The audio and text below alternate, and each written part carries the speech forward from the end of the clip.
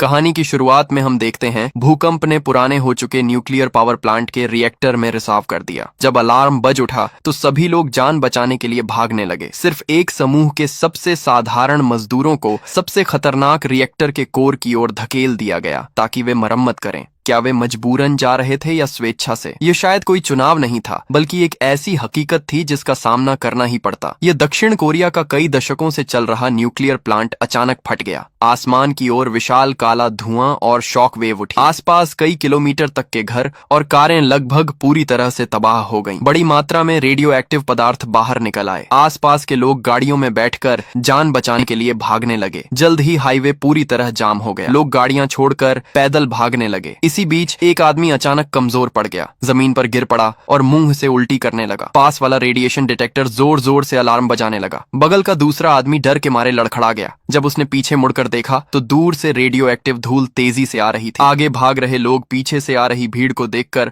और तेज भागने लगे। शहर के अंदर वाले लोग खबर पाकर पागलों की तरह भागने लगे। ट्रेन स्टेशन और बस स्टेशन भरे हुए थे। ट्रांसपोर्ट सिस्टम पूरी तरह से ठप हो गया। जो भाग नहीं पाए वे खाना और पानी लूटने लगे। अस्पतालों के डॉक्टर भी अपने कोट उतारकर भागने लगे। कुछ ही देर में पूरा देश दहशत में डूब गया। जापान के फुकुशिमा रिसाव दुर्घटना के बाद कई देशों ने न्यूक्लियर पावर कम करना या छोड़ना शुरू कर दिया, लेकिन कोरिया की स्थिति अलग थी। क्योंकि देश बहुत छोटा है और ऊर्जा मुख्य रूप से आयात पर निर्भर है, इसलिए उन्होंने न्यूक्लियर प्लांट और बढ़ाने शुरू कर दिए। सरकार के उच्च अधिकारी मानते थे कि न्यूक्लियर ऊर्जा कोयला और पेट्रोलियम का विकल्प तो है ही, साथ में भारी आर्थिक फायदा भी देती है। इनमें से एक प्लांट बुसान इलाके के समुद्री कस्बे में बना था। शुरू में प्लांट बनाते समय अक्सर विरोध प्रदर्शन होते थे। लोग चाहते थे कि सरकार इसे बंद कर दे, लेकिन इन आवाजों पर किसी का ध्यान नहीं गया। यह प्लांट पूरे 40 साल से चल रहा था। नंबर 1, रिएक्टर को नियम के अनुसार बंद करके 2 साल की पूरी मरम्मत करनी चाहिए थी, लेकिन मैनेजमेंट ने इसकी कोई परवाह नहीं की। सिर्फ 2 महीने की साधारण जांच करके जल्दबाजी में दोबारा चालू कर दिया। अनुभवी पुराने स्टेशन चीफ, स्टेशन प्रमुख को समस्या नजर आ गई थी। उन्होंने कई बार लीडरशिप को सुरक्षा खतरों की सूचना दी, लेकिन ऊपरी अधिकारी इसे गंभीरता से नहीं लेते थे। उन्हें लगता था कि वह अतिशयोक्ति कर रहा है। पुराने स्टेशन चीफ ने सीधे राष्ट्रपति को रिपोर्ट कर दी, लेकिन असली सत्ता प्रधानमंत्री के पास थी। राष्ट्रपति कुछ कर नहीं पा रहे थे। न सिर्फ उनकी बात नहीं मानी गई, बल्कि उन्हें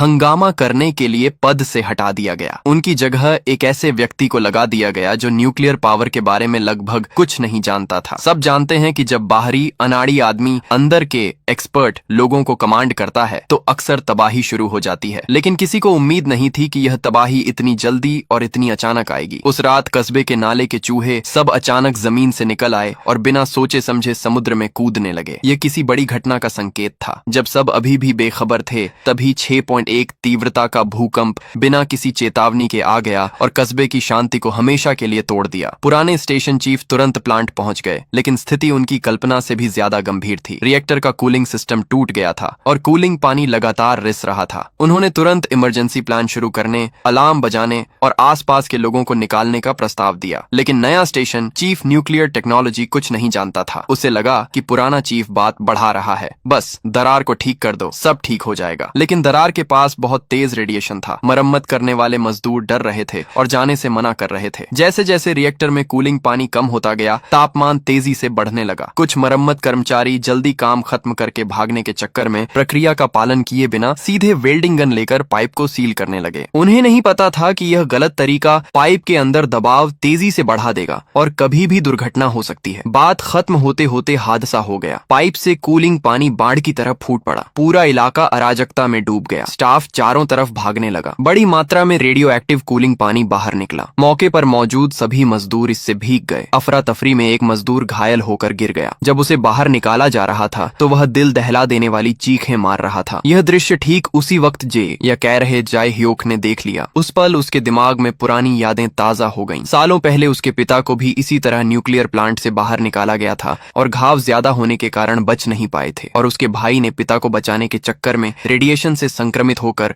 अंत में दर्दनाक मौत मरी थी। रेडिएशन के भयानक प्रभाव को जानने के कारण जैसे ही जे को लगा कि मामला गंभीर है, उसने तुरंत अपना वर्क सूट उतार दिया। उसके मन में सिर्फ एक ही विचार था, इस जगह से जल्दी निकल जाना। उसने घबराकर अपने साथी मजदूरों को चेताया कि सब जल्दी निकल जाओ, लेकिन कई साथी न्यूक्लियर रेडिएशन के खतरे को समझते ही नहीं थे। उनके हिसाब से जितनी इमरजेंसी हो उतना ही पोस्ट पर डटे रहना चाहिए। अपने इन साथियों को देखकर जे एक पल के लिए हिचक गया। वह उन्हें अकेला छोड़कर भाग नहीं सकता था। आखिरकार उसने दांत पीसकर फैसला किया कि वह सबके साथ रहेगा और आने वाले खतरे का सामना करेगा। इसी समय प्रधानमंत्री अधिकारियों के साथ राष्ट्रपति को स्थिति की रिपोर्टिंग कर रहे थे। कस्बे के गांव वालों की जान बचाने के लिए राष्ट्रपति ने गहरी सोच विचार के बाद ब्लू अलार्म जारी करने का आदेश दे दिया। एक बार अलार्म बज गया तो पूरा देश दहशत में आ जाएगा और स्थिति नियंत्रण से बाहर हो जाएगी। अन्य अधिकारी भी इसका समर्थन कर रहे थे और विश्वास दिला रहे थे। उन्होंने राष्ट्रपति को भरोसा दिलाया कि अपनी अनुभव और क्षमता के आधार पर वे जल्द ही स्थिति को नियंत्रण में लाने में सफल हो जाएंगे, इसलिए राष्ट्रपति को ज्यादा चिंता करने की जरूरत नहीं है। लेकिन हकीकत उनकी कल्पना से कहीं ज्यादा जटिल और भयानक थी। रिएक्टर का दबाव पहले ही सीमा तक पहुंच चुका था। अगर तुरंत वेंटिंग गैस निकासी करके दबाव कम नहीं किया गया तो जल्द ही विस्फोट हो जाएगा। नया स्टेशन चीफ भी घबरा गया और तुरंत ऊपरी अधिकारियों को रिपोर्ट कर दी। राष्ट्रपति को यह जानकर तुरंत आदेश जारी किया कि कस्बे के सभी निवासियों को इमरजेंसी निकासी शुरू कर दी जाए, क्योंकि एक बार वेंटिंग शुरू हुई तो न्यूक्लियर प्लांट के आसपास रहने वाले सभी लोग बहुत बड़े खतरे में पड़ जाएंगे। समस्या यह थी कि प्लांट के आसपास 30 किलोमीटर के दायरे में लगभग 34 लाख लोग रहते थे। इतने बड़े पैमाने पर एक साथ निकासी करना बिल्कुल असंभव था। मजबूरन राष्ट्रपति ने पहले आदेश दिया कि प्लांट के सबसे नजदीकी इलाके से 10,000 से ज्यादा लोगों को तुरंत निकाल लिया जाए। सबसे ज्यादा खतरे में जो लोग थे उन्हें पहले सुरक्षित जगह पहुंचाया जाए। निकासी का आदेश तुरंत जारी हो गया। गांव वाले हैरान थे, लेकिन परिवार सहित सामान बांधकर निर्धारित राहत केंद्रों की ओर भागने लगे। इसी बीच न्यूक्लियर प्लांट के अंदर काम कर रहे मजदूरों ने अचानक एक पुराने कर्मचारी को घबराए हुए अंदर आते देखा। वह हांफते हुए चिल्ला रहा था कि प्लांट अब फटने वाला है, सब तुरंत भागो। मजदूरों ने सुनते ही अपना काम छोड़ दिया और जान बचाने के लिए बाहर की ओर भागे। लेकिन और भी भयानक बात हुई। नेतृत्व ने उन्हें जबरन काम पूरा कराने के लिए ठंडे खून से आदेश दे दिया कि सभी दरवाजे बंद कर दो। इस तरह वे सभी लोगों को उस प्लांट के अंदर ही फंसाकर बंद कर दिया गया, जो अब पूरी तरह से नियंत्रण से बाहर हो चुका था। उसने बर्फ जैसी ठंडी आवाज में यह आदेश दिया, बिल्कुल इस बात की परवाह किए बिना कि लोग झेंगे या मरेंगे। उस समय रिएक्टर का दबाव सामान्य स्तर से 3 गुना ज्यादा हो चुका था। बेहद नाजुक घड़ी में पुराने स्टेशन चीफ ने दबाव झेलते हुए वेंटिंग गैस निकासी का आदेश दिया, लेकिन रिमोट सिस्टम अचानक काम करना बंद कर दिया। मजबूरन किसी को कंट्रोल रूम भेजना पड़ा ताकि मैन्युअली वेंटिंग शुरू की जा सके, मगर अफसोस कि यह कदम भी देर से उठाया गया। भयानक विस्फोट की आवाज ने सबके दिलों को दहला दिया। निकासी कर रहे निवासी रुक गए और चिंतित होकर न्यूक्लियर प्लांट की ओर देखने लगे। विस्फोट में जायह्योक किसी तरह जान बचा पाया, लेकिन उसके आसपास के साथी मजदूर बुरी तरह मारे गए या घायल हो गए। उसने पूरी ताकत लगाकर उन पर गिरे मलबे को हटाने की कोशिश की, लेकिन वह भारी स्टील का मलबा पहाड़ की तरह था। चाहे जितनी मेहनत करे वह हिलता तक नहीं था। आखिरकार उसे मजबूरन अपने साथियों की जान अपनी आंखों के सामने जाते हुए देखनी पड़ी। उसके मन में निराशा और लाचारी पूरी तरह छा गई। दूसरी ओर प्रधानमंत्री दुर्घटना की सच्चाई छिपाने के लिए प्लांट के आसपास 10 किलोमीटर क्षेत्र को सील कर दिया। किसी को अंदर या बाहर जाने की इजाजत नहीं थी। प्रेस कॉन्फ्रेंस में उन्होंने बाहर कहा कि सिर्फ रिएक्टर में थोड़ा सा कूलिंग पानी रिसा है, सब जल्द ही ठीक हो जाएगा। दुर्घटना के बाद